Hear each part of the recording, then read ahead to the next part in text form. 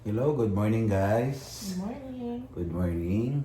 So this is the day, pang 8th day namin. Ito yung yung araw na pauwi na kami ng Pilipinas. Ang flight namin is 10:30 AM. Tapos time check, alas 5 na. Aga, no? Naghahan din namin syempre para hindi rin kung magkaroon ng aberya, hindi rin magka-problema, magka-traffic or what o ano. Tsaka check namin yung namin, baggage. Hindi namin alam kung excess ba kami o hindi. Kasi medyo marami-rami rin yung pasalubong namin sa mga Junakis. Tsaka dito sa hotel kasi wala silang Timbangan. walang timbangan. Medyo disappointed, walang timbangan. Kaya medyo namang problema kami. Kaya gusto namin agahan kasi dun sa airport may mga timbangan daw, maraming timbangan daw. Kaya bago mag-check-in, ma-check namin kung sobra ba o kulang pa. Kasi kung sobra, so kaya habang maaga, kainin kainin niya yung iba. Di ba? So check natin. Maganda rito sa Taiwan. So for Ganda. sure. Babalik kami pero hindi na yung ganitong panahon. Oo. Ngayon kasi October, tag-init pa, mataas ang init ng araw. So pagka umalis ka ng umaga, nag-tour ka ng umaga, medyo mainit talaga. So usually, ang gawin nyo, pag nito kayo aalis, syempre kasi yung iba, pag Cebu Pacific ang kukunin, di ba kahit anong buwan, kahit anong month, kukuha sila. Pero kasi ang buwan ng December to January, to March, medyo mataas ang ticket. Pero sulit naman kasi hindi mainit. Pag ganitong araw, ito sulit na sulit, kaya lang medyo mainit talaga. Pag ganitong petsa kayo, mga from April, May to October, medyo mura yung mga flight sa Cebu Pacific. Pero pag November, December, January, February hanggang March, medyo mataas yata ng bahagya yung kanilang October na kami Yes. Akala namin sabi ng iba pag October daw malamig. medyo malamig-lamig na. Kaya lang nagtataka rin ng mga lokal. Bakit hanggang ngayon mainit pa rin? Mainit pa. So iba-iba pa talaga rin ang panahon. So maganda, nung unang araw namin, nag-ikot-ikot lang kami dito sa Ximending. So dito kami naka-check-in sa Mitsukoshi Main Hotel. Dito lang may banda malapit, mga 3 minutes to 5 minutes lakaran lang to Ximending. Yung Ximending kasi ito yung nila, highlight or yung masayang lugar. Isa sa pinakamasayang lugar dito sa Taipei. So marami talaga nagpupunta. Kasi may pinupuntahan nila, dami yung night markets, masaya, may mga nag-perform, may mga street food din. Marami rin kainan. Yung mga kainan na na mga may mura, pinipilahan, Michelin, dito sa Ximending. So yun yung unang araw namin ginawa. So pangalawang araw namin, nag-Taichung kami. So Taichung with buong araw with Eric Beha. Shout out sa iyo, Eric Beha. Maraming salamat sa pagtutour mo sa amin. So kabatch ni Mrs. yan sa school niya nung high school. Sa Taichung, ang dami natin Rainbow Village, yung kanal na yung mahabang ilog, parang ilog na mahaba, pero maliit lang na ilog na sobrang linis. Tapos napunta rin kami ng ano ba yung pinuntahan natin? Yung garden, flower garden, Gaomei Wetland. So magaganda. Malayo nga lang siya kasi Taichung. Ang ginawa namin, nag-HSR kami, speed train papunta ron. Pero pabalik na, nag-DIY din kami, nag-tren para maranasan namin lahat ng kanilang mga transportation system. Yung tren, maayos eh. Hindi ka yun nga lang, medyo matagal. Pero ka naman, malilibang, maayos, tahimik. Lalo yung unang tren namin, tahimik, ang layo, ang haba. So makakatulog ka naman sa biyahe, nakakapagpahinga ka naman. Yung pangalawang araw namin, nag-Maokong, gondola na kami. So yun yung may cable car. So napakagandang experience. Doon sa Maokong gondola, mas maganda kayo kung hapon kayo pupunta. Pag lang kayo punta ng Sunday tsaka Saturday, medyo matao. Ang Sunday naman close sila. So, Tuesday hanggang Friday, pumunta kayo doon ng hapon. Medyo hindi matao, pero may enjoy niyo yung lugar, yung nature. Kasi puro hiking doon. Puro paakyat. Pero ang ganda ng view. Sobrang ganda ng view. Sobrang nakaka-amaze. Then, Monday, nag-tour kami. Nag-rauhe pa. Nagginutom kami ng bongga. Nag-rauhe after kami. noon, tama. Nung gabi. Nung gabi, Nag-night market kami. Food trip. So, yun yung pinaka magandang night market nila rito, Rauhe. Rauhe. Night market. Okay, nasa Ang mga haba. vlog ko yan, makikita niyo yung mga kung paano pumunta.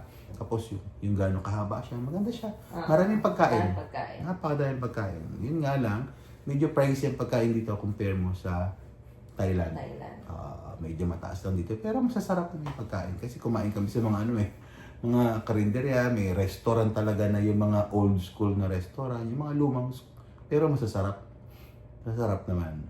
Then Monday, nag-tour kami. May tour kami, kinuha kami sa Klook. Yun yung tour namin, North Coast Tour naman yun. Napunta kami ng Yellow Jeju Park.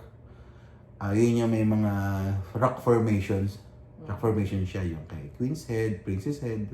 So, nandun siya. So, maganda rin yun. Kaya lang, hindi ka makapamili kung magtutour ka, hindi ka makapamili ng oras kasi yun ang oras ng tour. Pero kung mag-DIY ka, sa hapon ka pumunta. Pwede mag-DIY, pumunta ron. Medyo kailangan mo siguro ng private car or anything na Pero nung tayo, maganda kasi first batch. Wala pa masyadong Wala pa tao. masyadong tao. Magpapicture ka ng bahay. Pero kasi, Monday, maraming tao talaga.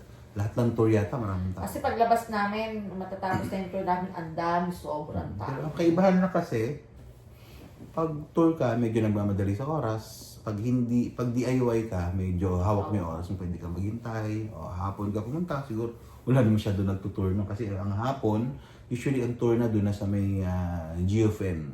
So, Jeju Park, punta kami Shifen Old Street, then nagpunta rin kami ng Shifen Yung Waterfalls. So, yung pinaka-highlight, yung pinaka-huli namin, hapon na, yun yung Ano yung pinalilipad na Sky Lantern? yun doon kami sa Giffen Old Street, yung may Sky Lantern. So, ano namin din yan sa Klook, yung tour na yan. Then, yung pinakahuli yung Giffen Old Street, yun na yung may mga yung may mga street market din. Street market din siya, tapos maganda yung kasi nga, parang medyo may, hindi naman ganun Binondo vibes, kasi hindi naman ganun tsura sa Binondo eh.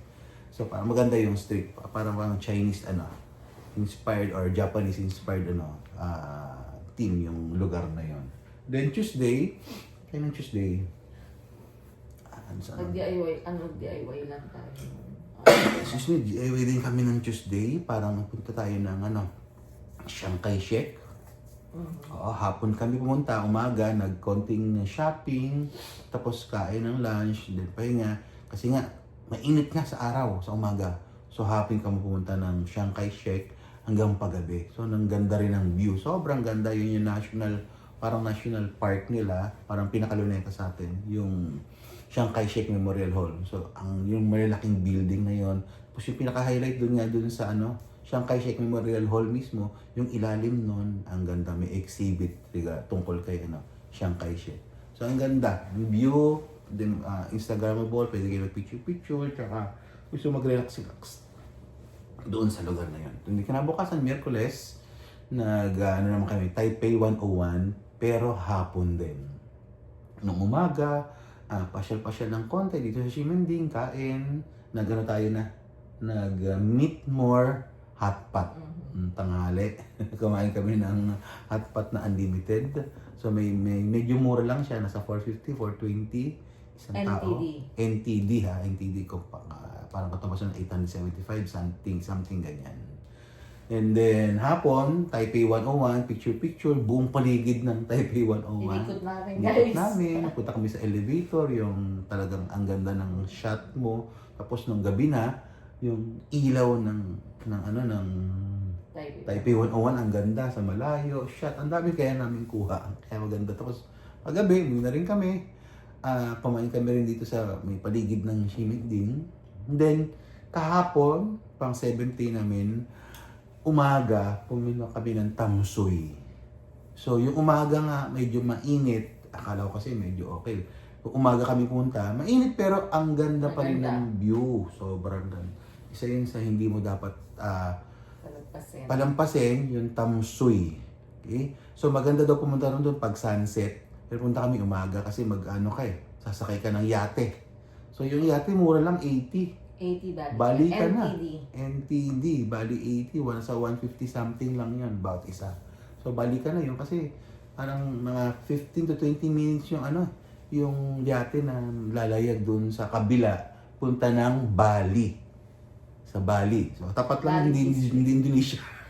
Bali District. Bali District, Taiwan. So maganda, ang ganda, sobra ng lugar na yun. Dagat siya, tapos pupunta ka sa kabila, sa kabilang lugar ng sa Bali District, kita mo yung view, ang ganda ng view, yung bridge, suspension bridge ba ang tawag doon. So ang ganda ng lugar.